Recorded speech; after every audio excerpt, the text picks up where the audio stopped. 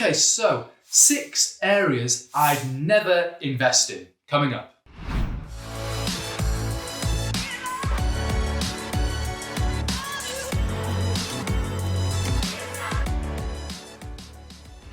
So, welcome back to the channel. My name is Marco. I'm a property investor, developer, and mentor. And today I'm talking about 6 areas I'd never invest in terms of property. And some of these areas may surprise you. I've certainly come across people investing in these areas and have questions about investing in these areas. And I think by watching this video, you'll have a good understanding of my opinion anyway in terms of why I don't want to invest in these areas. And you can understand the logic and the reasoning why, and maybe apply this to other areas more local to you or areas that you're thinking about investing in. So first of all, I want to start this video by saying I don't want to offend anyone. If you live in these areas, don't get me wrong, I'm sure there's some nice areas within these areas, of course, but generally speaking, in terms of property, I do not want to invest in these areas. Again, there's a strong bias of the north of the UK and around the north because that's where I'm from and that's where I invest in. Now, before I go on to describe where I never invested in and list these 6 areas, I just want to tell you why, in general, I try to avoid these locations. And that's because if we look in the past, if we look 5, 10, 20 years in the past and we look at the data, well, in all these areas, capital appreciation is poor. And because the capital appreciation is so poor, this actually skews your figures. So the way I like to look at property investing from a numbers point of view is you kind of have 2 parts to it. You have the return on capital side, so the rental income and the monthly cash flow. But not only that, you have the capital appreciation side, which is the increase in the value of the property over time. You've got these 2 elements here. Now the problem is, when your capital appreciation element over here is so low, this drags down the combined total return. And this is why I don't like to invest in these areas. However, I'm going to contradict myself right now. Providing you're getting a serious discount, and I'm not talking 10%, I'm talking probably 40, 50% discount in these areas, then yeah, of course, you'd consider buying because you've got so much equity from day one and you don't have to rely on capital appreciation to make your figures work. So, if you are looking in these areas and maybe you're local to these areas, if you're getting a great deal, then yeah, go for it.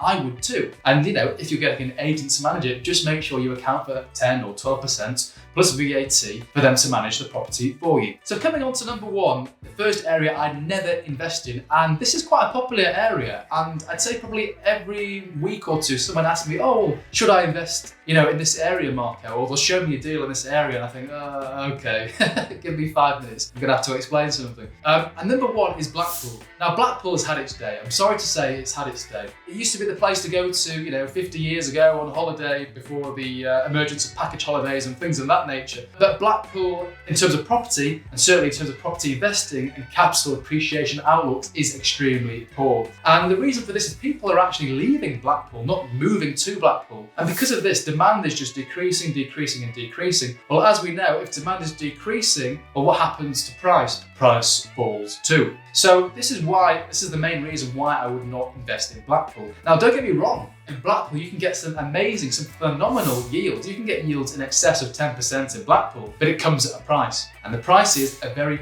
poor capital appreciation. And again, once you combine the high yield with the poor capital appreciation, it drags down the combined return to a low return. And I just want to illustrate the point. This is a really important point, and in fact, this is probably the most important point in the videos, irregardless of these 6 locations. You make more money in property through the capital appreciation side. You'll make more money through the value of your property increasing over time rather than the rental income over here, the rents minus the mortgage and the other costs. So this is why it's so important to buy in areas that at least have an average capital appreciation, because otherwise you're really pulling down your combined return and you're not really, in my opinion anyway, making the most of the capital you have invested in the property. Now the thing about Blackpool is, yes, you can get a very high yield because purchase prices are so low, but think about the saleability of this property. For example, let's say you've gone ahead, you've pulled the trigger, you've purchased a property in Blackpool, great, you're getting a good rental income, even better, but think about selling this property. Are you going to be able to sell this property at a profit? I don't know. Again, but if you've got it at a great discount, if you've got it at a 40, 50% discount, then yeah, it's a no-brainer. Even if you're selling it on at a discount, discount, you're still going to make money. That's great and that's fine, and that's something that I do myself. But if you're paying market value, or if you're getting a 10% discount, think about the saleability. A, it's not the most attractive place to invest in, so it may take a little longer to sell. But B, you may have to reduce the price in order to get this sale across the line. Okay, number two, place I'd never invest in is Burnley. And I've been across to Burnley several times now, and I've been umming and I've been ahhing about Burnley, because in Burnley you get a nice high yield, just like Blackpool, you get a very nice high yield. But again, if we look at capital appreciation over the long run, it's poor, it's not great. Don't get me wrong, Burnley has increased, but I think going forward, I just don't know how much more it really can increase. And is it going to increase higher than the average in the UK? I personally don't think so. I could be wrong, but I don't think so. Now, that being said, Burnley is the type of area where if you're local to Burnley, and you know, Burnley is your place to be and it's your city, then actually Burnley is not a bad area to invest in, because if you can beat a property within 5 or 10 minutes, there's some good money to be made in Burnley. I know a lot of people that are put off investing in these types of areas, and where a local comes in and grabs it at a really good price point. So, you know, what I'm trying to say is here, and again, I'm going to contradict myself, if you're Burnley based, there's probably some good deals to be had, because not a lot of other people want them. And again, you know, I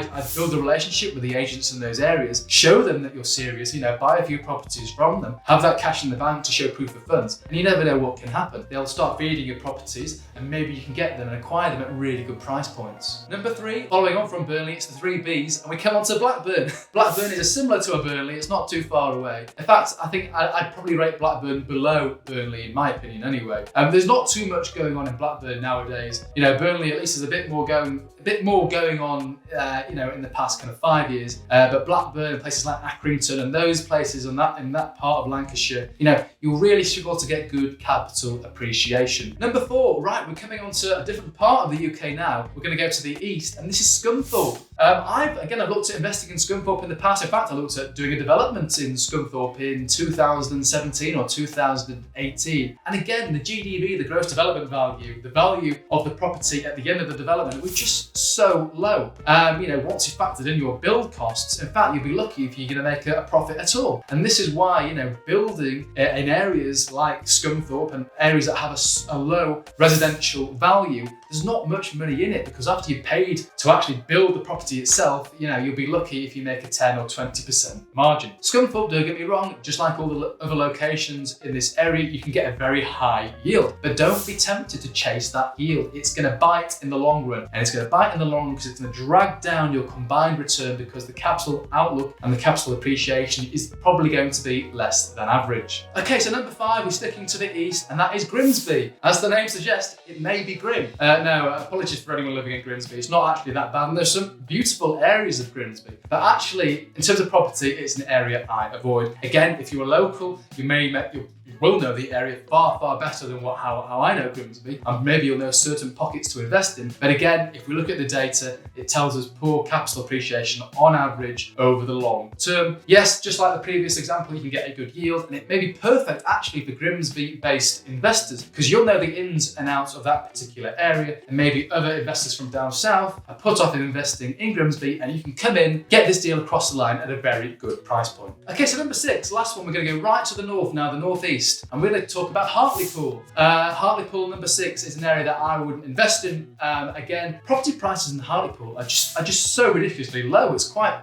unbelievable. You can pick up property for the price of an expensive car. It really is quite mind-boggling. And Hartlepool and those other areas, you know, around there, areas I try to avoid. Yes, you can get incredible yields, but again, the capital appreciation is pretty poor. And I think going forward, you know, I struggle to see how you're going to make good money capital appreciation wise in those particular towns, cities, and those areas of the northeast. That being said, if you're local and you know the area really well, it could be an opportunity for you. However, if you are local to that area, consider going a bit more central. Think about Newcastle and places like that, because Newcastle has very strong rental demand. Again, great employees in Newcastle, various universities, and because of this, property prices are strong and there's good rental demand, so you can actually get a nice mix between a high yield and a very strong capital appreciation as well, which means your combined return is a high one. So those are the 6 areas that I would not invest in the UK. Now don't get me wrong, if someone said, Marco, right, we've got a deal here, we're buying at 40% below market value, yeah, I probably would invest in those areas. And I'd make sure I account for my 12% plus VAT agent fee in those areas. But generally speaking, I try to avoid it. It's going to be a headache in the long run. It's going to pull down your combined return.